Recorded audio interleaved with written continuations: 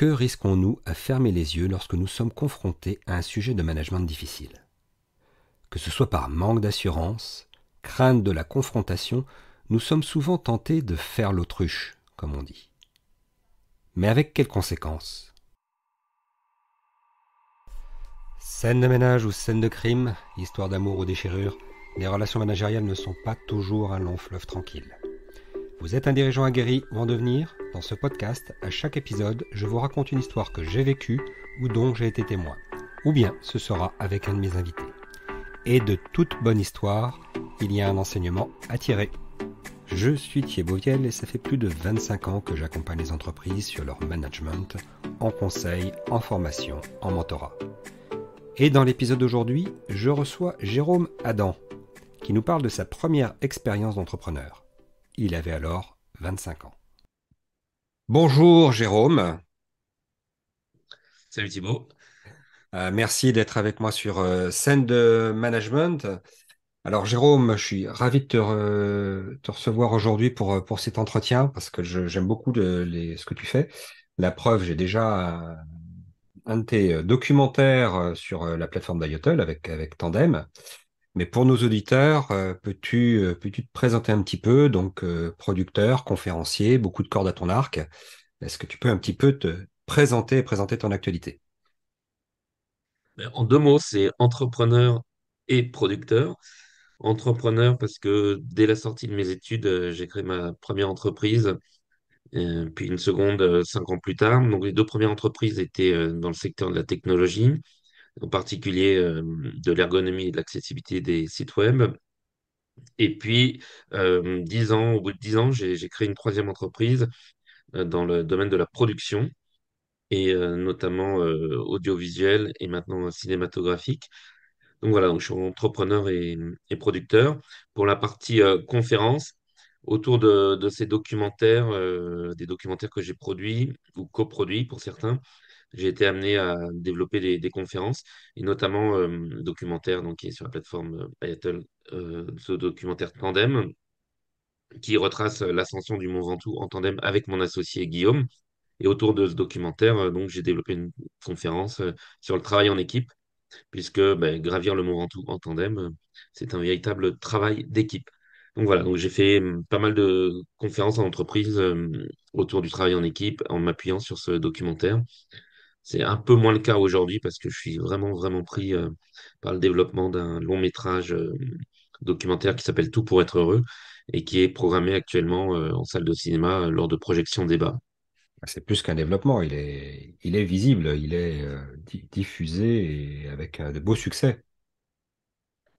Alors, on a effectivement aujourd'hui, il y a plus de 50 villes et salles de cinéma qui l'ont déjà programmé. On a été présenté à l'Assemblée nationale, on a eu un prix aux Impact Dogs Awards aux États-Unis. Donc, oui, on essaye de faire en sorte qu'il soit vu et programmé le plus possible. Oui, alors c'est sur un sujet qui te tient particulièrement à cœur, mais qui t'a éloigné un petit peu des sujets purement d'équipe et de management, en fait. Oui et Si non, tu en peux fait, parce dire que oui et tout, non? Oui. oui et non, en fait, parce que tout pour être heureux, donc avec un point d'interrogation au bout, c'est un film qui parle de famille et d'addiction à travers le regard inhabituel des sœurs et des frères, des personnes dépendantes. Mais nous, dans ce film, on va pas à la rencontre des personnes dépendantes ou addictes, comme on le voit souvent dans les films ou dans les reportages. Mhm. On va à la rencontre de l'entourage et de ce fait, on va aborder des thèmes universels comme notamment l'écoute. Et l'écoute, c'est un vrai sujet de management. Et je vois, il y a des entreprises qui s'intéressent au film. Et on a notamment fait des projections au Grand Rex Paris avec le Centre des jeunes dirigeants de Paris. Et on a des entreprises qui nous contactent. Alors à la base, parce qu'elles se rendent compte que les pratiques addictives, notamment les addictions à l'alcool, au tabac ou autres substances, se sont beaucoup développées depuis le confinement et depuis la période Oui. Covid. Elles se sont renforcées. Donc à la base, elles nous contactent pour ça, mais finalement, en découvrant le film, elles s'aperçoivent qu'on est aussi sur des sujets de management, comme l'écoute, ce que j'évoquais juste avant. Donc voilà, donc c'est une façon vraiment inédite d'aborder ce sujet des pratiques addictives, des addictions, et on va retrouver dans le film des thématiques comme l'écoute qui peuvent justement aussi intéresser les managers, les collaborateurs. D'accord, super. Alors j'ai hâte de venir à la projection prochaine à Bordeaux. J'ai noté dans mon calepin la date, le 1er juin. Donc compte sur Effectivement, au moi. cinéma Utopia. Oui, oui, c'est très très belle salle. Très belle salle. Compte sur moi pour y être. Et puis, bah, écoute, pour poursuivre sur les sujets de management, je te rappelle donc le principe du podcast, hein. Une histoire vécue qui t'a fait réfléchir ou évoluer dans ta manière d'aborder les choses sur le management et l'enseignement que tu tires de cette histoire et que tu voudrais partager avec les auditeurs. Voilà. Est-ce que tu une histoire en tête que tu souhaites nous raconter? Alors, j'ai repensé à une histoire et en fait, j'ai pas eu besoin de beaucoup me forcer parce que je me suis rendu compte à quel point cette histoire m'avait marqué. C'était lors de ma première entreprise, donc que j'ai créée avec trois associés à la sortie de mes études. C'était en 2000, donc ça fait quand même plus de 20 ans maintenant. Oui, Et donc, nous étions une entreprise de logiciels dans le domaine de l'accessibilité des sites Internet. Et au départ, avant d'avoir notre équipe R&D, on avait fait le choix, encouragé aussi par certains de nos actionnaires, à sous-traiter les premiers développements informatiques du logiciel à une société de services informatiques. Ce qui, en soi, peut être déjà une erreur, mais là où ça va devenir problématique, c'est que donc cette société de services informatiques, bien sûr, elle nous a donné un planning, une roadmap, et les retards se sont accumulés. On voyait bien que les développements n'étaient pas nickel non plus. Et mes actionnaires, à ce moment-là, nous avaient placé au sein du management un directeur général expérimenté d'une cinquantaine d'années, profil technique. Et moi, je me suis abrité derrière cette personne en me disant, ben voilà, c'est son job, c'est à lui de gérer cette relation. Et j'ai fermé les yeux, en fait, face à ce retard, face à ces problèmes techniques qui s'accumulaient. Et plus la situation empirait, plus il devenait difficile de prendre une décision et de prendre la décision qui s'imposait, c'est-à-dire de couper la relation avec la SS2I et oui, de tout reprendre en interne. Et donc, cette anecdote, en fait, cette histoire, pour moi, c'est vraiment une erreur et une conclusion qui est que de laisser pourrir une situation, c'est vraiment quelque chose à éviter. Alors, laisser pourrir une situation, ça peut être un calcul, hein, on le voit en politique, on laisse pourrir des situations parce qu'on se dit que bah, ça va s'endormir et puis ça va passer. Mais parfois, laisser pourrir une situation, finalement, il devient encore plus difficile de prendre la décision qui s'impose à force de la laisser pourrir. Et donc, et- la conclusion que j'en ai tirée, c'est en fait, c'est une citation que j'ai découverte après coup de Sénèque. C'est celle-ci. Ce n'est pas parce que les choses sont difficiles que nous n'osons pas, mais parce que nous n'osons pas que les choses sont difficiles. oui, C'est une citation que l'on retrouve finalement assez régulièrement dans le milieu des entrepreneurs. Et c'est vrai, j'en suis vraiment convaincu aujourd'hui. Parfois, on n'ose pas prendre une décision, on n'ose pas agir parce que ça nous semble difficile, mais finalement, bah, d'attendre, de retarder l'échéance, et ben, après coup, c'est encore plus difficile de prendre la décision qui s'impose. Donc Qu'est-ce que voilà, quelles ont c'est été vraiment cette les, histoire que j'avais envie oui. de partager. Mm. Et quelles ont été pour toi les conséquences? Comment ça s'est passé en fait? Tu dis qu'il y avait des retards et que tu t'étais abrité derrière un DG technique dans ta boîte, donc, mais l'événement déclencheur, ce qui t'a permis de te rendre compte que véritablement c'était plus possible, qu'il fallait prendre une décision, c'était quoi? Et comment as-tu pris la décision au final? Alors, pour revenir sur l'historique, effectivement, au départ, donc avec mes associés, on avait rencontré plusieurs sociétés de services informatiques avec notre directeur général. Et au moment de choisir ce prestataire, un de mes associés et moi, on n'avait pas du tout un bon feeling. On Mhm. ne sentait pas l'histoire, mais on n'a pas osé suffisamment partager notre ressenti auprès de notre DG.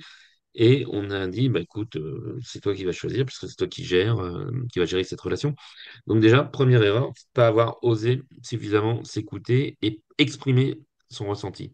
Oui, vous Bon, êtes on senti peut avoir peut-être un des petit peu, intuitions. excuse-moi si ça me fait penser à Mhm. quelque chose, mais peut-être senti un petit peu écrasé par la compétence technique qui est affichée par le DG. Il se dit, bon, nous, on n'a pas un feeling terrible, mais on n'est pas les sachants. C'est un petit peu ça qui vous Exactement. a, oui, Exactement, cette posture du sachant versus le novice. mais Et qui donc, peut avoir son sentiment quand même sur les choses. exactement. Et je pense que bah, une autre leçon, c'est d'exprimer son ressenti, ne pas hésiter à l'exprimer, parce que si on ne l'exprime pas, par définition, il n'y a aucune chance qu'il soit pris en compte et qu'il soit discuté. Ça ne veut pas dire qu'il soit forcément valable et qu'à la fin, il sera pris en compte. Mais en tous les cas, s'il n'est pas exprimé, il n'y a aucune chance qu'il soit pris en compte. Donc ça, Mm. c'est une autre leçon que j'ai tirée, c'est de ne pas avoir peur d'exprimer son ressenti, en quelque sorte aussi d'oser s'affirmer, et on peut le faire de façon tout à fait courtoise et sans que ce soit polémique. Donc voilà, donc oser s'exprimer. Donc ça, c'est le départ de cette histoire. Et ensuite, donc, bah, les développements ont commencé à être effectués par ces prestataires. Il y a eu des premiers livrables. Et les premiers livrables, bah, tout de suite, il y a eu du retard sur la roadmap. Et puis, techniquement, ça nous semblait un peu limite. Et nous, en parallèle, on a commencé à recruter notre équipe de R&D. Donc, ce qui au départ était fait pour gagner du temps, au final, finalement, nous a fait perdre du temps parce que quand on aura récupéré le produit, notre propre équipe R&D qu'on a constituée entre-temps Mhm. va redévelopper la solution à plus de 80%. Donc, 80% de ce qui avait été développé va partir à la poubelle, quoi. Ouais, on perd de Donc, temps et d'argent. le temps et l'argent, exactement. Donc, finalement, cette idée de vouloir gagner du temps, au départ, n'a pas été du tout, pas du tout été bonne. Et quand on a un cœur de métier qui est le logiciel, c'est quand même bien d'avoir ces compétences en interne. Mm. Et comment tu t'es senti, toi, à Donc, ce moment-là, du coup, avec ces retards? Qu'est-ce que ça t'a fait? Qu'est-ce que c'était un tes profond réactions? sentiment de malaise, clairement, face à ces retards. Le stress aussi face au cash, parce que on avait fait une première levée de fonds, puis on en a fait une deuxième. Et donc la première, c'était 2 millions d'euros, la deuxième, c'était 1,5 million d'euros. Voilà, on avait brûlé beaucoup de cash sur la première levée de fonds. Et donc, on avait commencé à constituer les équipes et commercialement, on a pris beaucoup de retard. Donc, voilà, c'était un grand stress à gérer face au cash qui était cramé, face à la responsabilité vis-à- -vis des investisseurs. Donc, oui, j'étais mal Et et je pense malgré que ça, j'ai fait ouais. un peu la politique de l'autruche en m'abritant derrière ce DG au profil technique. D'accord. Mais avec le recul, est-ce que tu sais dire pourquoi cette politique de l'autruche? Est-ce que c'était confiance en lui, manque de confiance dans ton jugement? Ou est-ce qu'il y a eu Qu'est-ce qui fait que dès le départ, il n'y a pas eu cette réaction de dire, bon, on va dans le mur ou faut redresser la barre? Comment... Un manque de confiance en moi au sens, peut-être manque de confiance, mais aussi pas oser, encore une fois, suffisamment s'exprimer. Oui. Donc ça, c'est vraiment quelque chose que j'ai corrigé aujourd'hui. Et dès que je ressens quelque chose, je l'exprime, on en discute et on voit si le doute qui peut être en moi est justifié ou pas. Mais en tout cas, voilà, ne pas oser, ne pas hésiter à écouter ses interrogations, ses doutes, ne pas hésiter à exprimer ses idées.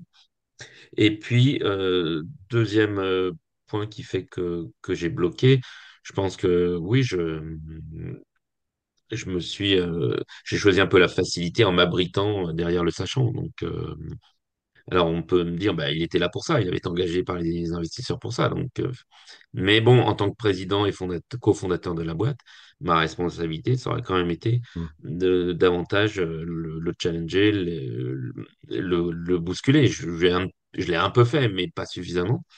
Et puis, pour finir l'histoire, ben, il y a un moment où la décision s'imposait d'elle-même. C'est-à-dire que le retard était quasiment d'un an, le produit n'était pas opérationnel, donc la décision, elle s'imposait d'elle-même, mais j'ai envie de dire, elle avait presque plus lieu d'être, il était trop tard en fait, quoi.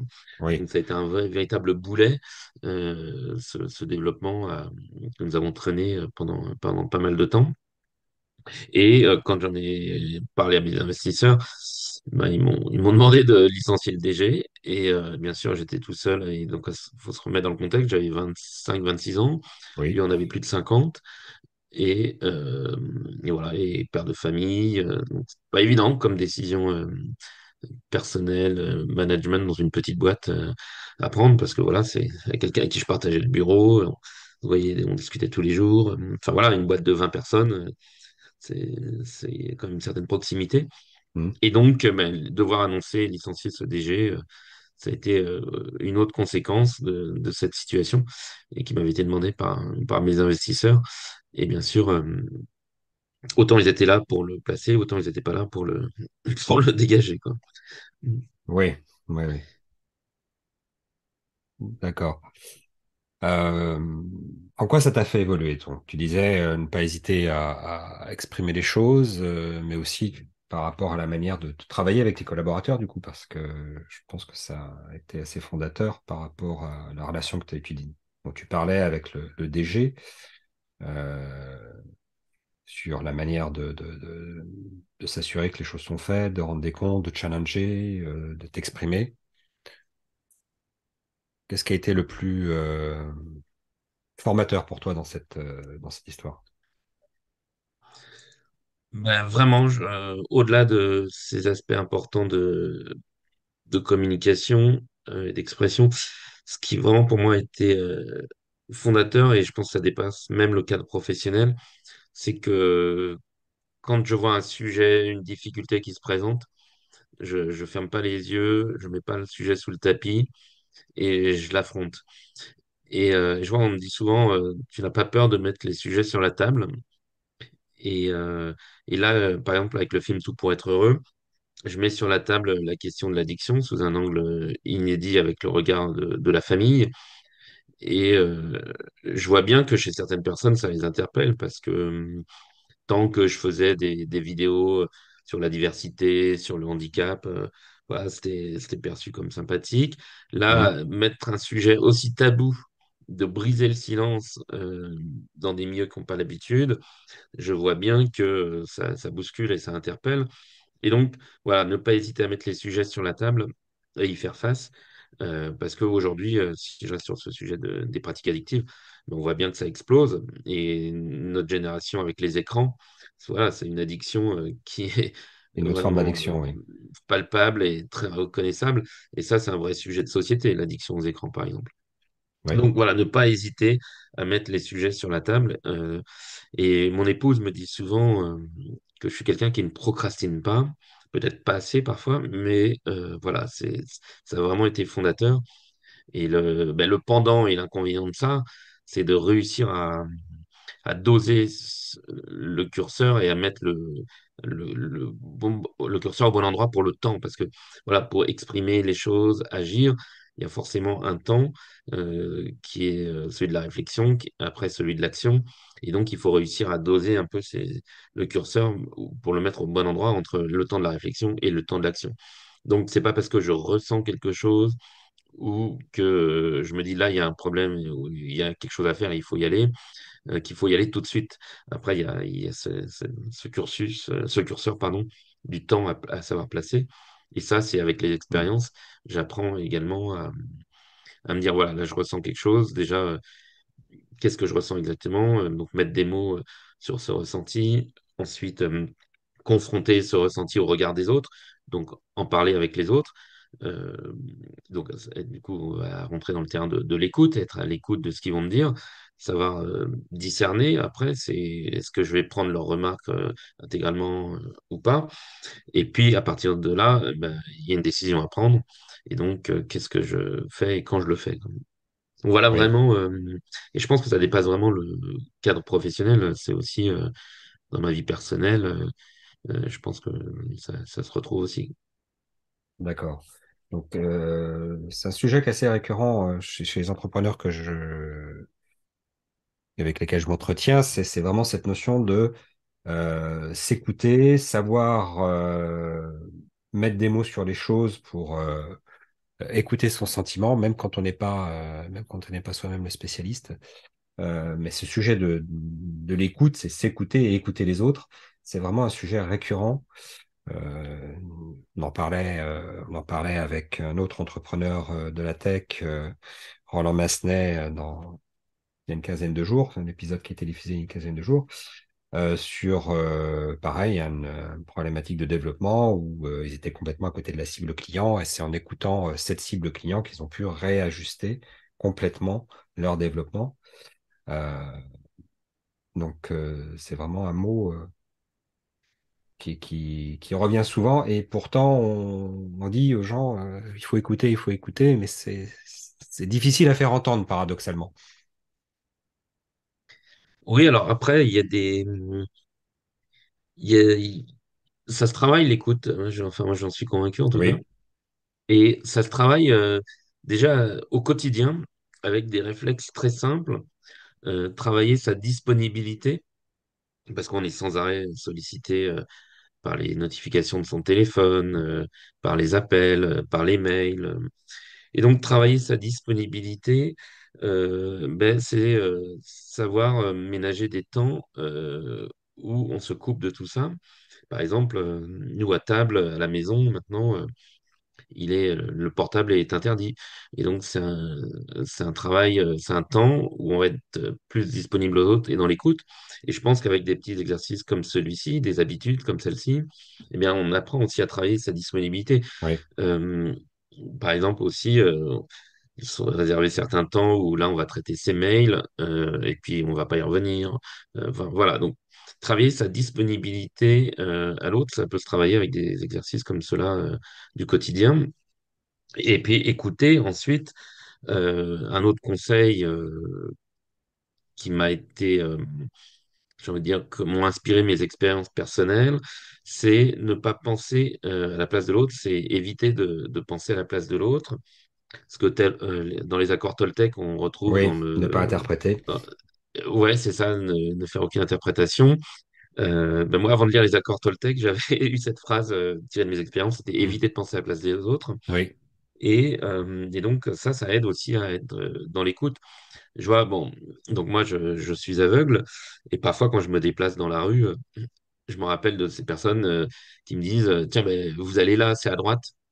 Mais non, pourquoi j'irai à droite? Qu'est-ce que vous en savez que je vais à droite? Je vais peut-être continuer tout droit, en fait, tu vois. Et donc, oui, éviter de penser à la place des autres. Voilà, moi, ça m'était inspiré très vite dans mes expériences personnelles en raison de mon handicap, mais pas que. Et donc, voilà, donc l'écoute, ça se travaille aussi comme ça, éviter de penser à la place de l'autre Mm. et vraiment accueillir ce qu'il a à nous dire.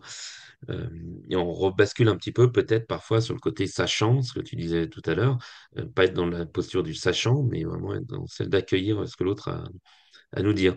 Après, l'écoute, ça se travaille aussi, bah, il y a tous les biais, maintenant il y a beaucoup d'études qui sont sorties sur les biais Le biais cognitifs, tout ce qui cognitif, oui. va perturber notre écoute, notre analyse. Et donc, bah, voilà, ça, les biais, faut savoir que ça existe. Et, euh, et encore une fois, pour éviter de tomber, d'être sous l'influence de ces biais, eh ben, ça peut être éviter de penser à la place de l'autre. Donc cet accord Toltec ne fait aucune interprétation. Et puis, bah, confronter ce qu'on pense à l'autre et vraiment pas avoir peur de confronter son point de vue. Et pas avoir peur de Voilà. poser des questions aussi, parce que je me rends compte que parfois on écoute et puis on pense que l'autre a dit ça, mais on n'est pas complètement sûr, mais on préfère partir sur cette idée-là que de poser une question qui serait mais aussi simple que pourquoi tu dis ça? Mm. Voilà, je me souviens de risques d'incompréhension qui peuvent y avoir. Parfois, les mots n'ont pas la même valeur ou les mêmes valeurs en fonction des personnes. Et, euh, il peut y avoir des risques d'incompréhension. Donc, si on n'est pas tout à fait sûr d'avoir compris ou qu'on est en train dans notre tête de nous dire il est complètement idiot, lui, ou quoi, peut-être tu poser la question pourquoi il dit ça plutôt que de penser que ce qu'il a dit, enfin, ce qu'on a compris est vraiment ce qu'il pense, quoi. Oui, Et c'est les... bah, en fait, moi, avec Patrick Blanchet, là, qui était conseiller en communication, j'avais écrit un livre là, en 2006, et Entreprendre avec sa différence. Et dans ce livre, on avait écrit un chapitre, Être naïf et lucide à la fois. Et on disait qu'il fallait pas avoir peur de pousser la naïveté, justement, et ça rejoint ce que tu disais, c'est de poser des questions, quitte à paraître un peu naïf parfois. Euh, et c'est une posture qui te permet aussi d'aller au fond des choses et d'être sûr qu'on a bien compris la même chose. Oui, Euh, et voilà, hein, c'est quelque chose qui me dérange pas, moi, de passer. Je préfère passer pour un naïf, le gars qui sait pas forcément, qui pose plein de questions, plutôt que d'afficher parfois une assurance et d'aller directement dans le mur, quoi. très bien. Très bien. Merci beaucoup, Jérôme, pour ces réflexions. Cette boîte, comment ça s'est fini pour elle? Comment ça s'est passé? Vous avez pu développer avec votre équipe interne finalement? Ah bah écoute, j'ai eu la chance d'aller quelques mois aux États-Unis avant de créer cette boîte et j'avais pour mes études et j'avais un prof de marketing qui m'avait dit bah tu vas rentrer en France, tu vas créer ta première boîte, peut-être que tu te planteras mais c'est pas grave, tu auras appris pour la suivante. Hmm. Voilà, c'est ce qui s'est passé. La première entreprise, on a déposé le bilan. Enfin bon, les actifs ont été repris et donc j'ai connu la procédure de dépôt de bilan, Oui. juge, enfin, comme tribunal de commerce. Et voilà, donc c'était une première expérience très intense, très riche. Et donc cette boîte, voilà, on a fait reprendre les actifs et puis après je suis parti sur autre chose. Hmm. Donc voilà, donc ça c'est, je sais pas si on peut dire que ça s'est mal terminé parce qu'on peut aussi dire que, comme me disait ce prof, j'ai tellement appris que ça m'a aidé pour la suite. Hmm. C'est un de mes motos en ce moment, vaut mieux une première action imparfaite qu'une parfaite inaction. Pas mal. Donc, c'était ton premier pas dans l'entrepreneuriat et ça, je pense, effectivement, énormément appris. Alors, en France, je sais que parfois, c'est difficile de faire valoir qu'on apprend de ses échecs. On demande aux gens d'être souvent successful dès le premier coup. Mais, euh, mais je pense qu'on Moi, j'ai apprend l'impression que ça a énormément un peu aussi évolué lorsqu'on a des là-dessus quand même. difficultés. Ça évolue de plus en plus. Ça évolue de plus en plus, effectivement. Mais voilà, c'est vrai que notre président actuel de la République avait voulu instaurer le droit à l'erreur dans les administrations Oui, il y a quelques années. Bon, j'ai pu l'expérimenter, ben, je peux te dire que c'est pas du tout encore en place, hein, ce droit à l'erreur. Donc oui, effectivement, il y a encore du boulot. oui. Ben ouais, mais les choses vont plutôt dans le bon sens, je trouve. Mm. Très bien. Merci beaucoup, Jérôme, de ce partage. Et puis, bah, je rappelle à ton actualité avec tout pour être heureux, point d'interrogation, qui est dans les salles. Je mettrai dans le podcast le lien vers le programme pour que vous puissiez aller voir si le film est programmé dans votre ville. Surtout pas louper, c'était vraiment un sujet qui peut nous toucher tous sur les différents modes d'addiction. Moi, je sais que j'ai des inquiétudes particulières sur l'addiction aux écrans chez les jeunes et le manque d'attention que ça génère. Donc, voilà, merci beaucoup et puis à très très très bientôt. Merci pour l'invitation. Bonne continuation. Merci. Jérôme nous a livré des clés essentielles concernant l'écoute, notamment, de soi et de nos ressentis, des autres, pour bien comprendre. Et l'écoute, ça se travaille, dit-il. C'est l'objet des programmes tels que Tandem et Crée ton manager que vous pouvez suivre en allant sur www.ayotl.fr et les liens sont également dans la description du podcast.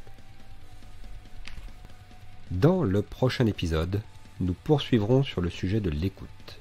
Nous aborderons le sujet de savoir comment éviter de laisser une mauvaise première impression.